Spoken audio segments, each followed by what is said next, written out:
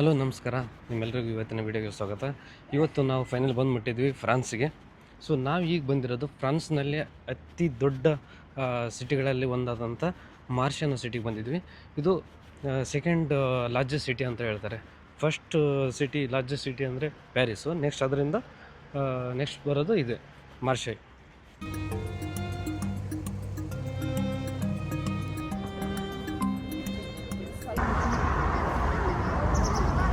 ಕಾಣಿಸಲ್ಲ, ಇದೆ ನೋಡಿ ಕೆಥೆಡ್ರಲ್ ಲಾ ಮೇಜರ್ ಅಂತ. ಇದೆ ನೋಡಿ ಕೆಥೆಡ್ರಲ್ ಲಾ ಮೇಜರ್ ಅಂತ. ಇದನ್ನು ಕಟ್ಟಲಿಕ್ಕೆ ಆಲ್ಮೋಸ್ಟ್ 44 ವರ್ಷ ಬೇಕಾಯಿತು. ಸೊ ಇದನ್ನು 1852ರಲ್ಲಿ ಸ್ಟಾರ್ಟ್ ಮಾಡಿದರು ಕಟ್ಟಲಿಕ್ಕೆ. ಸೊ 1896ರಲ್ಲಿ ಇದು ಮುಗೀತು. ಆ್ಯಕ್ಚುಲಿ ಇಲ್ಲಿ 12ನೇ ಶತಮಾನದಲ್ಲಿ ಒಂದು ಚಿಕ್ಕದ ಚರ್ಚ್ ಇತ್ತು, ಅದ್ರ ಮೇಲೇ ಈ ಕೆಥೆಡ್ರಲ್ನ ಕಟ್ಟಿದ್ದಾರೆ ಇವಾಗ 1852ರಲ್ಲಿ. ಸೊ ಇದನ್ನು ಕಟ್ಟಲಿಕ್ಕೆ ಹೊರಗಡೆ ಬಿಳಿ ಮತ್ತು ಹಸಿರು ಕಲ್ಲುಗಳನ್ನು ಯೂಸ್ ಮಾಡಿದ್ದಾರೆ. ಆಮೇಲೆ ಒಳಗಡೆ ಮಾರ್ಬಲ್ಸ್ ಕಂಬಗಳೇ ಇದೆ ಒಳಗಡೆ ಹೋಗಿ ನೋಡ್ಬೋದು. ಇದಕ್ಕೆ ಯಾವುದೇ ಚಾರ್ಜಸ್ ಇಲ್ಲ, ಇದು ಫ್ರೀ ಇದೆ, ಪಬ್ಲಿಕ್ಗೋಸ್ಕರ ಇದು ಫ್ರೀ ಇದೆ. ನೋಡಿ ಬಿಲ್ಡಿಂಗ್ ಯಾವ ಥರ ಇದೆ. ಇದು ಇದು ಫೋರ್ಟ್ ಸೇಂಟ್ ಜೀನ್ ಅಂತ ಕರೀತಾರೆ ಈ ಫೋರ್ಟ್ಗೆ. ಈ ಕಡೆ ಏನು ಕಾಣಿಸ್ತಲ್ಲ, ಇದು ಯುರೋಪ್ ಮತ್ತು ಮೆಡಿಟೇರಿಯನ್ ಸಿವಿಲೈಸೇಷನ್ನ ಮ್ಯೂಸಿಯಂ. ಇದು ನೋಡಿ ಮ್ಯೂಸಿಯಂ ಯಾವ ಥರ ಇದೆ ನೋಡಿ ಮ್ಯೂಸಿಯಂ. ಇದು ಈ ಕಡೆ ಬಾಜುನೇ ಇದು ಫೋರ್ಟ್ ಇದೆ. ನಾವು ಇವಾಗ ಮಾರ್ಷೆ ಸಿಟಿನ ಎಕ್ಸ್ಪ್ಲೋರ್ ಮಾಡಿ ಬರೋಣ. ಸೊ ಈ ಕಡೆ ನೋಡಿ, ಈ ಹಳೆ ಕೋಟೆಯಿಂದ ಮ್ಯೂಸಿಯಂ ಹೋಗ್ಲಿಕ್ಕೆ ಒಂದು ಚಿಕ್ಕದಾದಂಥ ಒಂದು ಬ್ರಿಡ್ಜ್ ಮಾಡಿದ್ದಾರೆ. ಇಲ್ಲಿ ನಡ್ಕೊಂಡು ಹೋಗ್ಬೋದು ನೀವು ಅದ್ರ ಮೇಲೆ. ಸೊ ಇದ್ರ ಮ್ಯೂಸಿಯಂ ಒಳಗಡೆ ಹೋಗ್ಬೇಕಂತಂದರೆ 11 ಯೂರೋಸ್ ಇದು ಚಾರ್ಜಸ್ ಮಾಡ್ತಾರೆ ಅವರು, 11 ಯೂರೋಸ್. ಸೊ ಆಲ್ಮೋಸ್ಟ್ ಇದಕ್ಕೆ ಬಂದುಬಿಟ್ಟು 1200 ರೂಪಾಯಿ ಆಗುತ್ತೆ ಇಂಡಿಯನ್ ಕರೆನ್ಸಿಯಲ್ಲಿ. ಈ ಕಡೆ ಏನು ಕಾಣಿಸ್ತದಲ್ಲ, ಇದಕ್ಕೆ ಓಲ್ಡ್ ಪೋರ್ಟ್ ಅಂತ ಕರೀತಾರೆ. ಮ್ಯೂಸಿಯಂ ನಾವೇನಂತೀವಿ ಮ್ಯೂಸಿಯಂ ಅಂತೀವಿ, ಬಟ್ ಅವರು ಫ್ರೆಂಚ್ ಲ್ಯಾಂಗ್ವೇಜಲ್ಲಿ ಮ್ಯೂಸಿಯಂ ಅಂತಾರೆ ಅದಕ್ಕೆ. ಇದೆ ನೋಡಿ ಓಲ್ಡ್ ಪೋರ್ಟ್ ಅಂತ ಕರೀತಾರೆ ಅದಕ್ಕೆ.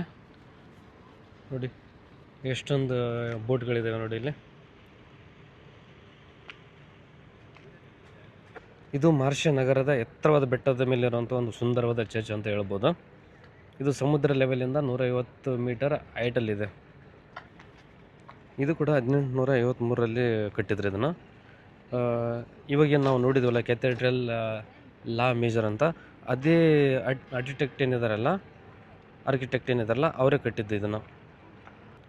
ಇಲ್ಲಿ ಕೂಡ ಒಂದು 13ನೇ ಶತಮಾನದಲ್ಲಿ ಒಂದು ಸಣ್ಣದ ಚಾಪೆಲ್ ಇತ್ತು. ಸೊ ಅದಾದ ನಂತರ ಅದ್ರ ಮೇಲೆ ಇವ್ರು ಏನು ಮಾಡಿದ್ದಾರೆ, ಈ ದೊಡ್ಡದು ಒಂದು ಕೆಥೆಡ್ರಲ್ನ ಕಟ್ಟಿದ್ದಾರೆ ಅವರು ಈಗ. ಸೊ ಬನ್ನಿ ಹೋಗೋಣ, ನಾವು ಮೇಲ್ಗಡೆಯಿಂದ ಯಾವ ಥರ ಕಾಣಿಸುತ್ತೆ ಅಂತ ನೋಡೋಣ. ಮೇಲ್ಗಡೆ ಯಾವ ಥರ ಇದೆ ಈ ಕೆಥೆಡ್ರಲ್, ಆಮೇಲೆ ಮೇಲ್ಗಡೆಯಿಂದ ಇದು ಮಾರ್ಷೆ ಸಿಟಿ ಮತ್ತು ಮೆಡಿಟೇರಿಯನ್ ಸಮುದ್ರ ಯಾವ ಥರ ಕಾಣಿಸುತ್ತೆ ಅಂತ ನೋಡ್ಕೊಂಡು ಬರೋಣ. ಇಲ್ಲಿ ಮೋಸ್ಟ್ಲಿ ಜನರು ಫ್ರೆಂಚ್ ಲ್ಯಾಂಗ್ವೇಜ್ನ ಮಾತಾಡ್ತಾರೆ, ಇಂಗ್ಲೀಷ್ ಮಾತ್ರ ಸ್ವಲ್ಪ ಜನರಿಗೆ ಮಾತ್ರ ಗೊತ್ತು. ಇದು ಮಾರ್ಷೆ ಸಿಟಿ ಏನಿದೆಲ್ಲ 2700 ವರ್ಷದ ಹಳೆಯದಾದಂಥ ಒಂದು ಸಿಟಿ ಇದು. ಸೊ ಇದಕ್ಕೆ ನೋಡಿ ಓಲ್ಡ್ ಪೋರ್ಟ್ ಅಂತ ಕರೀತಾರೆ ಇದಕ್ಕೆ. ನೋಡಿ ಎಷ್ಟೊಂದು ಬೋಟ್ಗಳಿದ್ದಾವೆ ನೋಡಿ ಇಲ್ಲಿ. ಈ ಓಲ್ಡ್ ಪೋರ್ಟ್ ಪಕ್ಕದಲ್ಲಿನೇ ಈ ಥರ ಹೋಟೆಲ್ಗಳು, ರೆಸ್ಟೋರೆಂಟ್, ಕೆಫೆ ತುಂಬಾ ಇದ್ದಾವೆ ನೋಡಿ.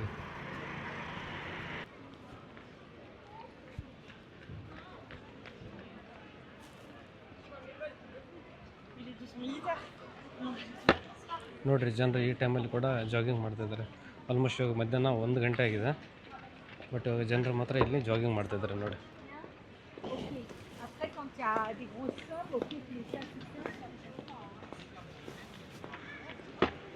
ನಾವು ಟ್ರೈನ್ ಮುಖಾಂತರ ನಾವು ಸಿಟಿ ಟೂರ್ ಮಾಡ್ಲಿಕ್ಕೆ ಹೋಗ್ತಾಯಿದ್ದೀವಿ ನೋಡಿ. ಸೊ ನೋಡಿ ಫೈನಲ್ ನಾವು ಟಿಕೆಟ್ ತೆಗೆದಿದ್ವಿ 10 ಯೂರೋ ಟಿಕೆಟ್ಗೆ.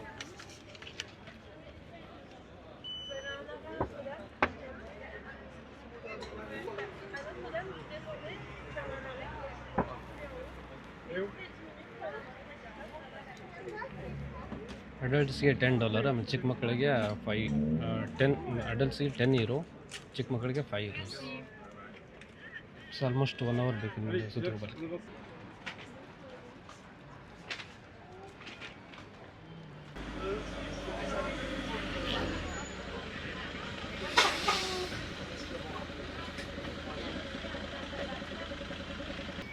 ಟ್ರೈನ್ ಬಂದು ನೋಡಿ ನಾವು ಹೋಗ್ತಾ ಇದ್ವಿ ಟ್ರೈನ್ ಒಳಗಡೆ. ಸೊ ನೋಡಿ ಫೈನಲಿ ಟ್ರೈನ್ ಬಂದು ನಾವು ಹೋಗ್ತಾ ಇದ್ವಿ ಟ್ರೈನಲ್ಲಿ ಒಳಗಡೆ.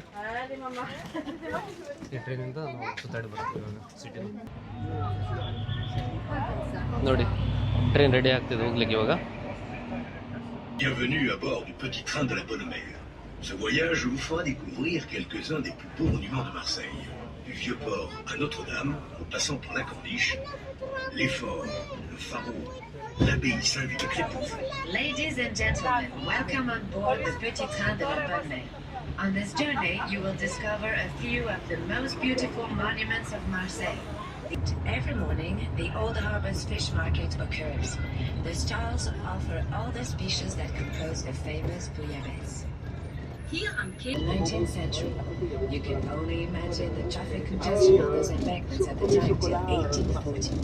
Vor 2600 Jahren landeten griechische Seehändler aus Phokäa hier am Lazyon, um Massalia, das heutige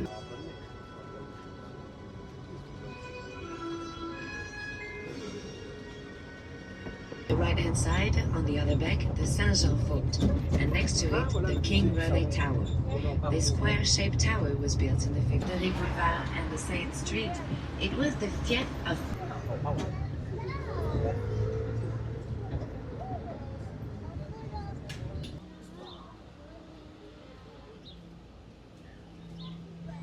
Sont le colonel pêcheur, originaire de Catalogne, venu s'installer en ces lieux au XVIIe siècle. Now we are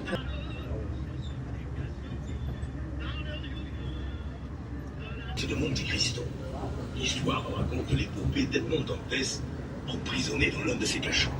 Plus au large, les deux autres. closest, the If Castle is an enchanter-enforced prison, which was the theatre of the famous Alexandre Dumas novel, The Count of Monte Cristo. Further offshore, the two other islands constituent of the archipelago, Pomègue and Ratonneau, are both connected by a seawall. Die nächstgelegene Insel ist das Château d'If, eine frühere Gefängnisfestung, berühmt durch Alexandre Dumas, der Graf von Monte Cristo. Les riches négociants font construire massivement des villas somptueuses que l'on appellera les folies de la Corniche. At the end of the 19th century, the development of the Corniche enhances the city. The rich merchants built many sumptuous villas. Per la sua panchina in cemento che si snoda lungo la litoranea per 3 chilometri, la panchina più lunga del mondo, da cui si può ammirare lo splendido panorama del massiccio. Marseille podía estar en el libro de los récords, pero ¿saben por qué? Gracias a este banco de hormigón que se adapta a los contornos de la corniche a lo largo de 3 kilómetros. Hasta ahora es el más largo del mundo. Desde aquí podemos admirar el bonito golfe de la cadena de Marseille Vert. Parte sur. L'humoriste de son état affirma qu'à cette époque, le tram s'arrêtait pour que les joueurs de boules puissent finir leur partie de pétanque sur les rails. At the end of the 19th century, a tram line named Circulaire Corniche was built.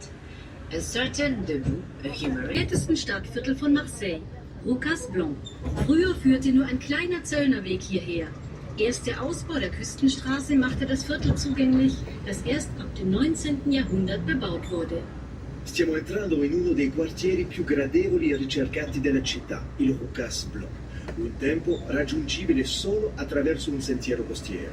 Divenuto più accessibile grazie alla litoranea, il Roucas Blanc è stato abitato a partire dell'Ottocento. Comme ici. Elle signe incontestablement le caractère méditerranéen de la ville. D'ailleurs, ne trouvez-vous pas que ce...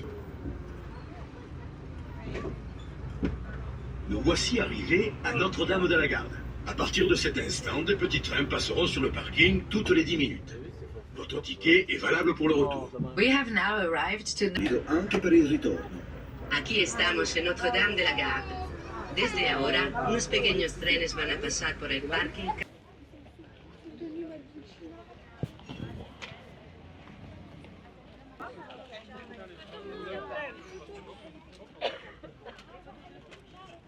ನಾವೀಗ finally ಇದೇ ಟ್ರೈನಿಂದ ಬಂದು ಮೇಲ್ಗಡೆ ಮುಟ್ಟಿದ್ವಿ.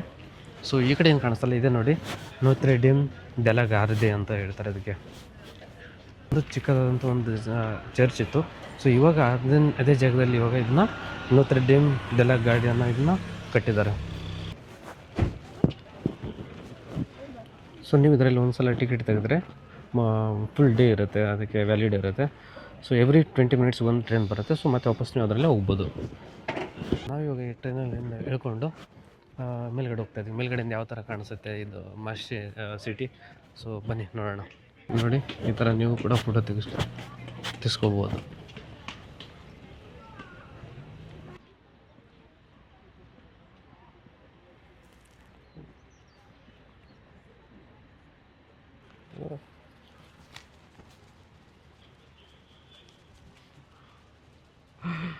Okay,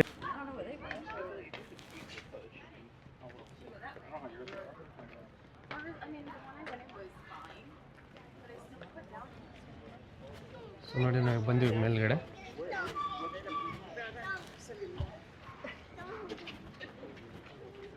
ಮೇಲೆ ಈ ಥರ statue ಇದೆ, but ಇವಾಗ ಇದು ಅಂಡರ್ ಕನ್ಸ್ಟ್ರಕ್ಷನಲ್ಲಿದೆ.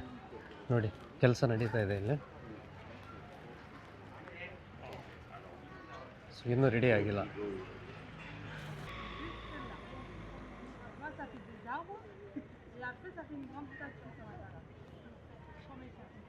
ನೋಡಿ ಮೇಲ್ಗಡೆಯಿಂದ ಯಾವ ಥರ ಕಾಣಿಸುತ್ತೆ. ಇದು ಮಾರ್ಸೆ ಸಿಟಿ.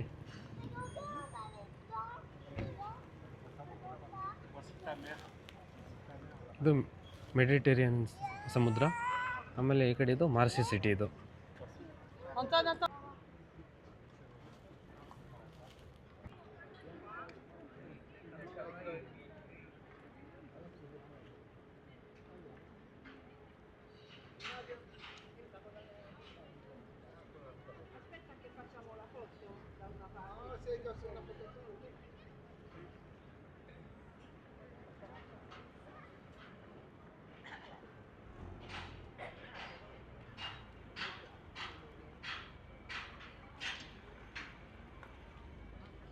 ಸೊ ಮೇಲ್ಗಡೆಯಿಂದ ಯಾವ ಥರ ಕಾಣಿಸುತ್ತೆ ನೋಡಿ. ಇದು ಮಾರ್ಸೆ ಸಿಟಿ.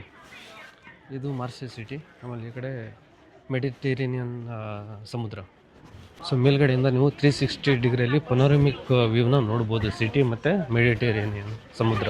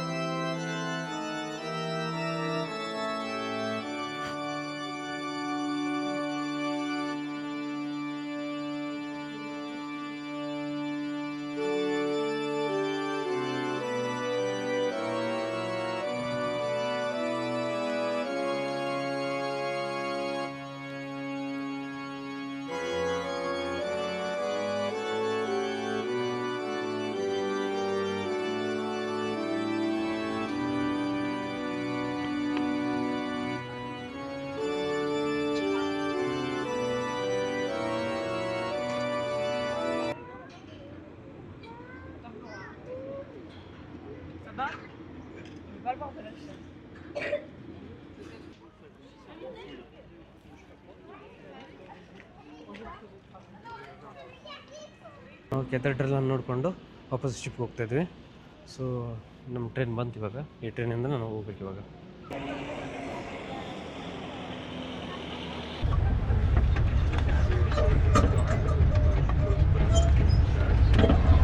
ಸೊ ನಾವೀಗ ಸಿಡ್ನಿ ಎಕ್ಸ್ಪ್ಲೋರ್ ಮಾಡಿ ವಾಪಸ್ ಶಿಪ್ಗೆ ಹೋಗ್ತಾಯಿದ್ವಿ. ಸೊ ಇವತ್ತಿನ ವೀಡಿಯೋ ನಿಮಗೆ ಇಷ್ಟ ಆದರೆ ಲೈಕ್ ಮಾಡಿ, ಶೇರ್ ಮಾಡಿ. ಆದಷ್ಟು ಬೇಗ ಮತ್ತೆ ಮುಂದಿನ ವೀಡಿಯೋದಲ್ಲಿ ಸಿಗೋಣ. ಅಲ್ಲಿವರೆಗೂ ಟೇಕ್ ಕೇರ್, ಬಾಯ್. ಜೈ ಹಿಂದ್, ಜೈ ಕರ್ನಾಟಕ, ಜೈ ಭಾರತ್.